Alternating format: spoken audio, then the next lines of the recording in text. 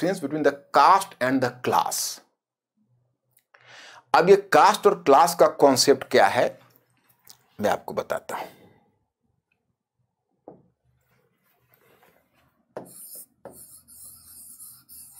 Cast जाति, class वर्ग।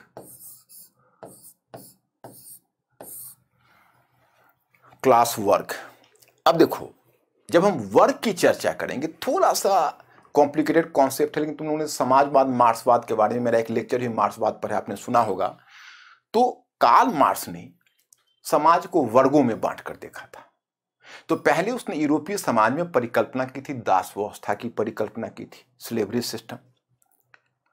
और फिर उसके बाद कहा था कि स्लेवरी सिस्टम ब्रेकअप किया क्लास स्ट्रगल के कारण, तो फिर आ गया फ्यूडलिज्म, सामंतवाद, जिसमें एक नया क्लास आया फ्यूडल लॉर्ड्स का। फिर फ्यूडलिज्म ब्रेकअप किया तो एक नया क्लास आया बुर्जुआजी क्लास, यानी वो मध्य वर्ग या पूंजीपति वर्ग को वो बुर्जुआ वर्ग कहता है, बुर्जुआ वर्ग आया, बुर्जुआजी क्लास। और तो इसी प्रकार से उसने एक टर्म पहले दिया यहां पर बुर्जुआजी या बुर्जुआ, या उसी को इंग्लिश में बुर्जुआजी बोलते हैं, बुर्जुआ। और दूसरा टर्म दिया सर्वहारा। तो सर्वहारा कहा प्रोलेटेरिएट क्लास को। प्रोलेटेरिएट क्लास का मतलब है कि कार्ल मार्क्स का कहना था कि जो इंडस्ट्रियल वर्कर्स है, इंडस्ट्रियल वर्कर्स का मतलब उनके पास प्राइवेट प्रॉपर्टी नहीं होनी चाहिए। सर्वहारा का एक क्राइटेरिया उसने यह निर्धारित किया कि उनके पास निजी संपत्ति नहीं होनी चाहिए, यानी हथौड़ा लेकर अब काम पर जाते हैं अपने उपकरण लेकर, और जो उनको वहां से मिलता है उसे वो भरण पोषण करके जीते हैं, मतलब उनके पास कोई प्रॉपर्टी नाम की चीज नहीं है। क्योंकि उसका मानना है अगर आपके पास प्राइवेट प्रॉपर्टी होगी तो आप रेडिकल रेवोल्यूशनरी नहीं बन सकते हो। और मैं यहाँ मार्क्सवाद तो आपको पढ़ा नहीं सकता, मार्क्सवाद पर मैंने लेक्चर दिया हुआ है, आप मेरे इसी प्रेजेंट पास्ट कम्युनिकेशन सीरीज में प्लीज एक बार देख लेना। तो वहां पर उसने जो कहा उसका आशय यह है कि क्रांति के लिए आपका मतलब का प्राइवेट प्रॉपर्टी का समाप्ति आवश्यक है। अगर प्राइवेट प्रॉपर्टी होगी तो आप क्रांतिकारी नहीं बन पाओगे। तो इसीलिए उसने किसानों को सर्वहारा नहीं कहा था, उसने औद्योगिक श्रमिक इंडस्ट्रियल वर्कर्स को प्रोलेटेरिएट या सर्वहारा कहा। तो उसका यह मानना था कि जैसे जिसके पास कैपिटल है, जिसके पास जो ट्रेड एंड कॉमर्स बेसिस है, पहले तो लैंड बेसिस था तो फ्यूडल लॉर्ड्स था, लैंड वाला बेस टूटा तो फिर अब आ गया बिजनेस और इंडस्ट्रीज, वो बेस जिसका है वो, और या डिफरेंट प्रोफेशनल ग्रुप्स जो बड़े बड़े कह सकते हो कि पेशेवर समूह है जिनको बहुत अधिक तनख्वाह मिलता है, तो वो सब चले आए बुर्जुआ ग्रुप में। और ये जो ग्रुप है इसके पास प्राइवेट प्रॉपर्टी है और यही समाज को अपने ढंग से डोमिनेट कर रहा है। तो इसकी प्राइवेट प्रॉपर्टी को समाप्त करेगा सर्वहारा क्रांति करके प्रोलेटेरिएट, तो प्राइवेट प्रॉपर्टी समाप्त हो जाएगी, फिर पूरी दुनिया में सर्वहारा ही सर्वहारा हो जाएंगे।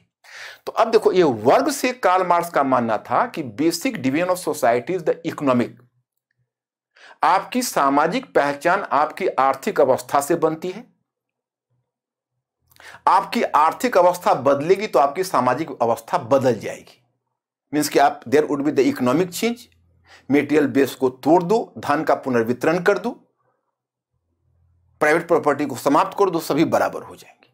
तो वर्ग का जो कॉन्सेप्ट है वो वर्ग एक इकोनॉमिक, मैंने कार्ल मार्क्स का, अब इसमें भी थोड़ा सा एक पेच है, कहोगे कॉम्प्लिकेशन, तो मैं क्या करूं, ये सोशल साइंस का एकेडमिक्स ही अपने आप में अगर समग्रता से जानना चाहोगे तो हल्का आता है, परंतु तुम्हारे जैसे प्रबुद्ध में अब आप लोग हो इस चैनल पर तो आपको समझने में ऐसा दिक्कत नहीं। ये मार्क्स का विचार है, परंतु वहीं पर जो मैक्स वेबर है वो मैक्स वेबर थोड़ा सा वर्ग के विषय में थोड़ा अलग धारणा रखता है।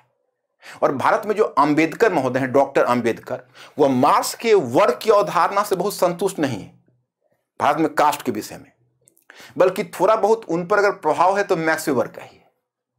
वो मैं आपको बताऊंगा कैसे। तो यहां पर जो देख रहे हो ये जाति, तो जाति का आधार क्या है कि देखो ये मुख्य रूप से ये जाति सामाजिक इकाई पहले है और आर्थिक इकाई बाद में। ऐसा नहीं कि अर्थव्यवस्था से परिवर्तन नहीं होता है, आर्थिक स्थिति भी परिवर्तन लाता है, लेकिन एक सामाजिक इकाई के रूप में है। तो इसमें जो हायरार्की है, हायरार्की का मतलब है कि जब ऊपर से नीचे आप जाते हो तो ऊपर जैसे देखोगे ब्राह्मण है, क्षत्रिय है, वैश्य और शूद्र है, तो वो शौच और अशौच के विचार से प्रभावित है। शौच और अशौच हिंदी में बोलते हैं, इंग्लिश में टर्म आता है प्यूरिटी एंड इम्प्यूरिटी। मतलब यह ज्यादा पवित्र हैं, यह कम पवित्र हैं। जैसे ब्राह्मण अपने आप को ज्यादा पवित्र रखता है, फिर क्षत्रिय है, फिर वैश्य है, शूद्र को उनसे नीचे रखता है। तो वहां पर पवित्रता और अपवित्रता का विचार आता है, और पवित्रता और अपवित्रता का विचार पूरा इसको उसी प्रकार से उसके साथ अनुष्ठान जोड़ा गया है, उसके साथ धर्म का सपोर्ट है। तो मतलब अगर आपका इकोनॉमिक कंडीशन बदल भी जाता है तो एक व्यक्ति के रूप में आप कभी क्षत्रिय से ब्राह्मण नहीं हो सकते या वैश्य से क्षत्रिय नहीं हो सकते, क्योंकि इकोनॉमिक कंडीशन केवल उसका क्राइटेरिया नहीं है, एक सोशल हायरार्की है। और इकोनॉमिक कंडीशन अगर कुछ इंडिविजुअल्स का बदल भी जाता है, वो इकोनॉमिकली अगर बहुत वेल ऑफ भी हो जाता है, इकोनॉमिकली वेल ऑफ होने से उसकी सोशल सच्चाई पूरी तरह नहीं बदल पाएगी, प्रभावित होगी, थोड़ा इज्जत उसको मिलेगा, but not as much as the people from the higher caste. अगर एक ही इकोनॉमिक लेवल पर एक नीचे वर्ग का व्यक्ति है, एक उच्च वर्ग का व्यक्ति है, तो निश्चय ही उच्च वर्ग के व्यक्ति को ज्यादा इज्जत मिलेगी, क्योंकि उसका एक उच्च वर्ण के व्यक्ति को, उच्च जाति के व्यक्ति को, क्योंकि उनका आधार एक जाति भी है, और निम्न वाले को उनको एडजस्ट इकोनॉमी से थोड़ा सा इज्जत हो पाएगा, लेकिन सोशली उनको न्यूट्रलाइज नहीं कर पाएगा। तो इसलिए यहां पर जितने भी भारत में सामाजिक चिंतक हुए, उनमें से बहुत सारे सामाजिक चिंतक का मानना था कि यार ये कार्ल मार्क्स वाला थ्योरी यहां क्यों लगा रहे हो। मार्क्स मानते हैं कि इकोनॉमिक कंडीशन बदलेगा तो सब कुछ बदल जाएगा, जाति पहचान है ही नहीं, धार्मिक पहचान है ही नहीं, नस्लीय पहचान है ही नहीं, हर जगह केवल क्लास स्ट्रगल देख रहे हैं, क्लास पा रहे हैं। हाँ, मैक्स वेबर है, उसका विचार मार्क्स से थोड़ा सा अलग हो जाता है। वो मैंने आपको दिया हुआ है आपकी पीपीटी में, आप समझ जाओगे। मैक्स वेबर कहता है कि apart from the economic condition even status and power should be counted. उसने कहा कि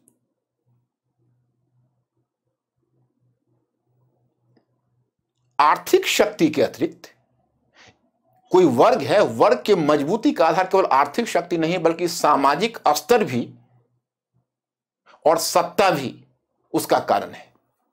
मतलब ये जरूरी नहीं कि इकोनॉमिक कंडीशन ही है बेहतर तभी आप समाज में डोमिनेंट हो।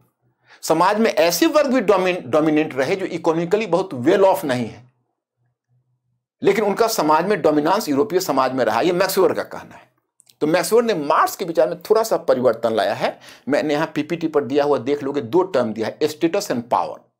उसने कहा कि इकोनॉमी के अपार्ट स्टेटस एंड पावर का भी अपना अर्थ है। उदाहरण उसने दिया, उसने कहा कि देखिए, आप देखेंगे बहुत सारे यूरोप में ऐसे फ्यूडल लॉर्ड्स थे जिनका इकोनॉमिक कंडीशन बिल्कुल ही खराब हो चुका था, लेकिन उसके बावजूद भी समाज में वो अपना डोमिनेंट पोजीशन को बनाया हुआ था। उसने एग्जाम्पल दिया, यहूदियों को देखिए, इकोनॉमिकली इतने आगे थे लेकिन यूरोपीय समाज में उनको इज्जत नहीं मिलती थी। तो कैसे कहोगे केवल क्लास ही है? तो खैर ये मैक्स वेबर का विचार है। तो खैर अब कार्ल मार्क्स के क्लास को देखोगे और भारतीय जाति व्यवस्था को देखोगे तो दोनों में अंतर है। इसमें शौच अशौच का विचार है, धर्म अनुष्ठान से जुड़ा हुआ है, ये इकोनॉमिक कंडीशन से जुड़ा हुआ है। अगर इकोनॉमी को यहाँ पर डिसमेंटल कर दोगे तो सब बराबर हो जाएंगे। यहाँ पर इकोनॉमी को भी अगर तुम आर्थिक पुनर्वितरण भी कर दोगे, उससे भी सामाजिक सच्चाई समाप्त नहीं होगी जब तक सामाजिक स्तर पर भी आप कुछ संघर्ष नहीं करोगे।